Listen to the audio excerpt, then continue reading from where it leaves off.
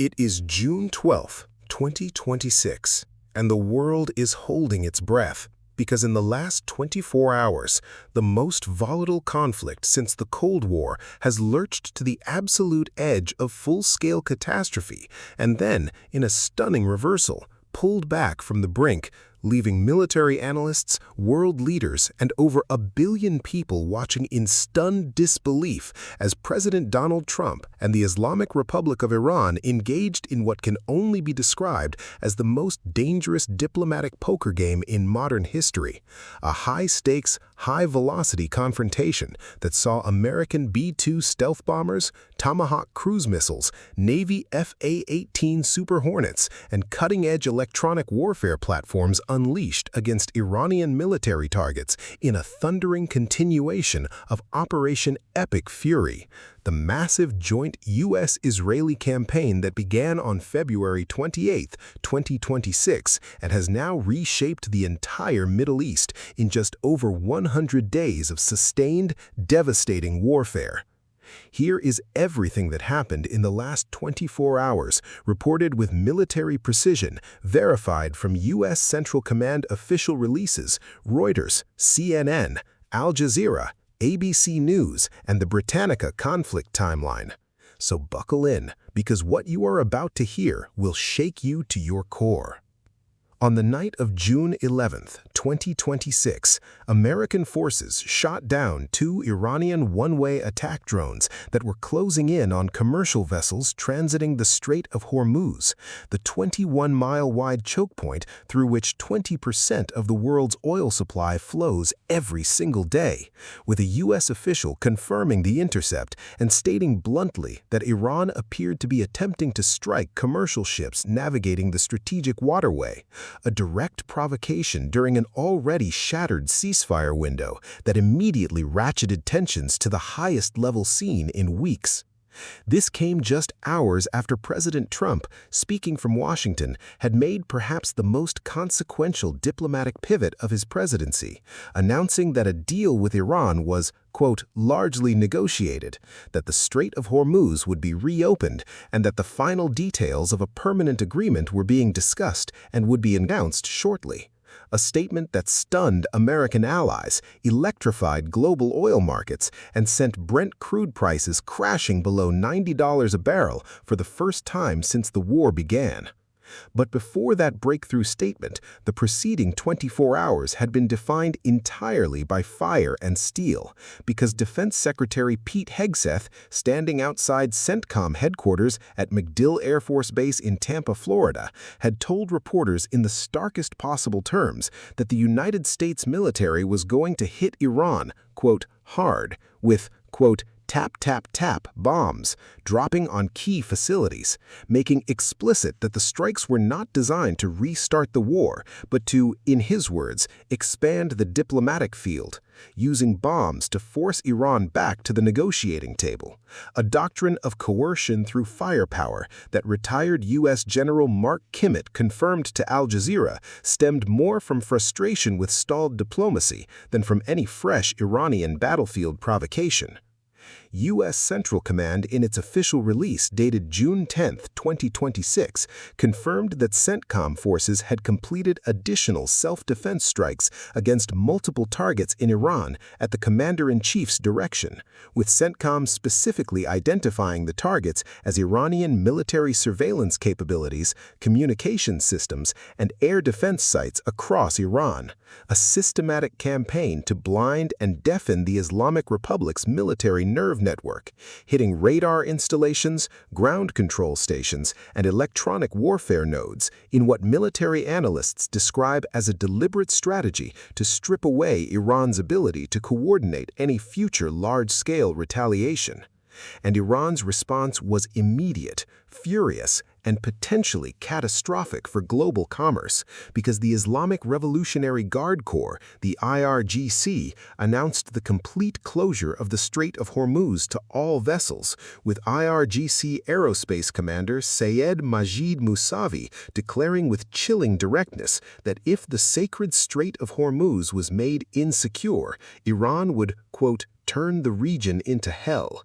A threat that sent insurance premiums for maritime shipping spiking, triggered emergency consultations among Asian economies dependent on Persian Gulf oil imports, and prompted the World Bank to issue a stark warning that the Iran war was already cutting global economic growth forecasts.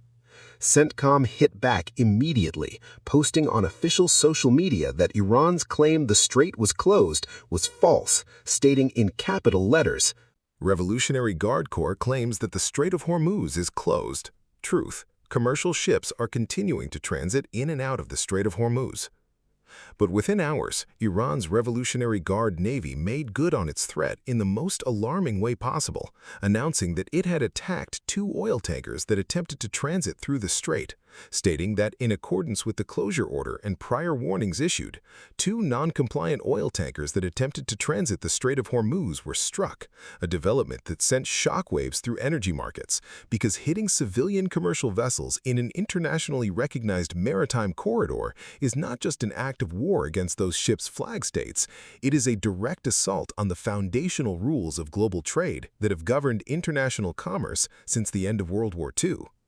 It was against this explosive backdrop, American bombers over Iran, Iranian missiles targeting oil tankers, diplomatic backchannels crackling with frantic negotiations, and the Strait of Hormuz teetering between open and closed, that Trump made his dramatic announcement, telling reporters and posting on Truth Social that a deal was within reach, that Iran had, in his words, taken a pounding, and that the 2 sides were now very close following what sources described as genuine breakthroughs in the Pakistan-mediated talks that have been the primary diplomatic channel since the April 8th ceasefire agreement brokered by Islamabad first paused the most intense phase of fighting.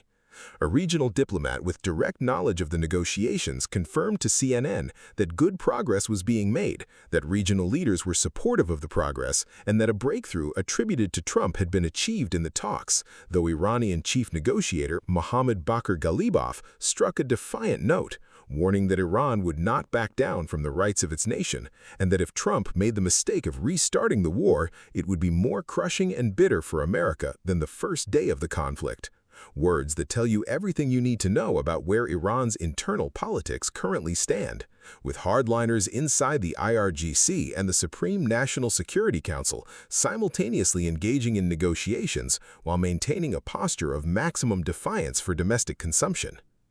Prime Minister Netanyahu confirmed he had spoken to Trump about a memorandum of understanding, the 60-day MOU that U.S. and Iranian negotiators had reportedly already agreed on in principle, covering an extended ceasefire and the launch of formal negotiations on Iran's nuclear program, with Israel's primary concern being that any narrow interim agreement must address Tehran's nuclear enrichment capabilities and stockpile of enriched uranium, not merely extend the ceasefire and open the strait, while leaving the underlying security architecture unchanged, a concern that American officials have been working intensively to address through back-channel reassurances to Tel Aviv.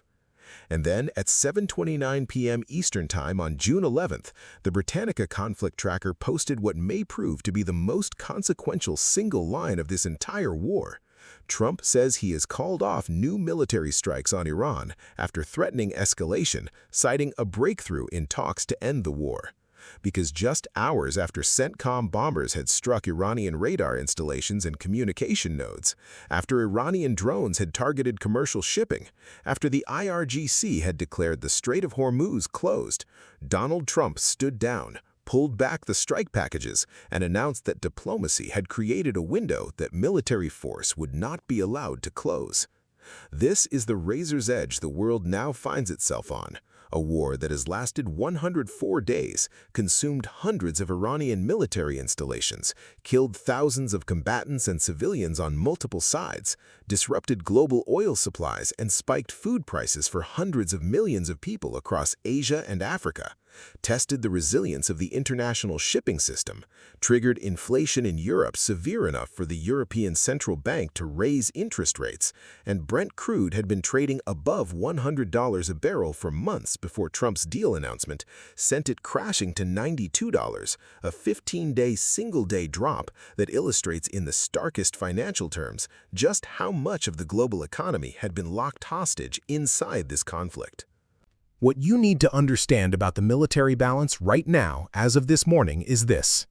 U.S. CENTCOM has since Operation Epic Fury began on February 28, 2026, struck more than 1,250 Iranian targets in the first 24 hours alone, deployed 3 full Carrier Strike Groups, Carrier Strike Group 3, Carrier Strike Group 10, and Carrier Strike Group 12, along with the 82nd Airborne Division, the 101st Airborne Division, the 10th Mountain Division, Naval Special Warfare Development Group, Delta Force, U.S. Army Rangers, and the 31st and 11th Marine Expeditionary Units in what CENTCOM itself described as the largest regional concentration of American military firepower in a generation.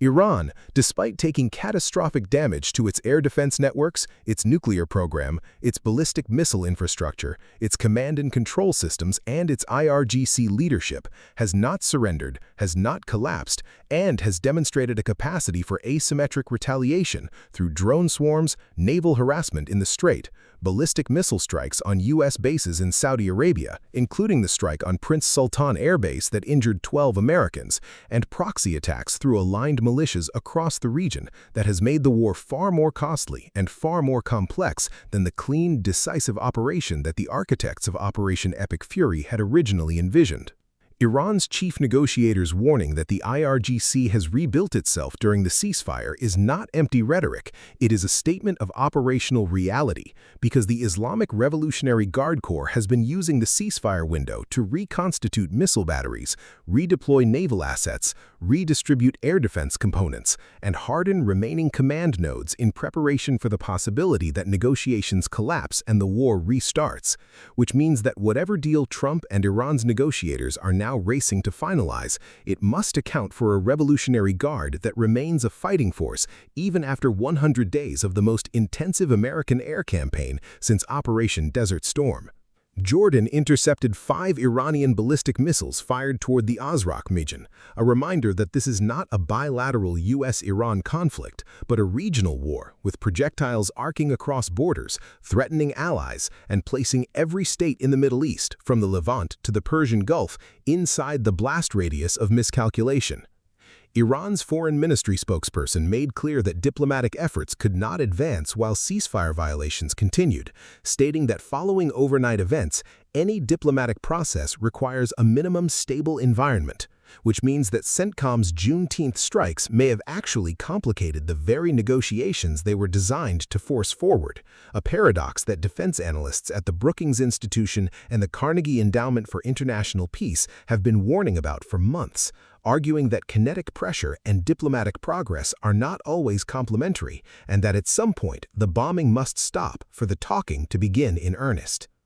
The 60-day Memorandum of Understanding that U.S. and Iranian negotiators have reportedly agreed on in principle would cover 4 primary areas: freedom of navigation through the Strait of Hormuz, Iran's nuclear and ballistic missile program, reconstruction and sanctions relief, and the framework for a long-term peace agreement. But the gap between the two sides on the nuclear question remains enormous, with the United States demanding complete, verifiable elimination of Iran's enriched uranium stockpile, and Iran insisting on the right to a civilian nuclear program, a dispute that has sunk every previous American-Iranian nuclear negotiation dating back to the JCPOA collapse, and which now must be resolved not in the comfortable conference rooms of Vienna or Geneva, but in the shadow of a war that has already killed thousands, with bombers still on standby and the Strait of Hormuz trembling between open and closed. As of this morning, June 12, 2026, the situation stands as follows. Trump has called off the latest strike package, citing diplomatic breakthrough. Iran has shot at 2 oil tankers, but those incidents appear to have not derailed the talks. The 60-day MOU is on the table, awaiting Trump's final signature and Iran's formal confirmation. The Strait of Hormuz remains contested but commercially navigable according to CENTCOM, and the world is watching in real time whether the most consequential American military operation since the invasion of Iraq will end with a peace deal signed by a deal-maker president who said he wanted to avoid war but launched the largest American air campaign in a generation, or whether the next 24 hours will see the bombers return and the strait slam shut, and the world economy shudder under the weight of a conflict that no one, not Trump, not Khamenei's successor, not Netanyahu, not the Pakistani mediators, fully controls anymore. This is day 104 of the 2026 Iran war. This is the most dangerous 24 hours we have covered yet, and it is not over. Stay locked in because the deal that ends this war or the strike that restarts it could be announced before you finish watching this video.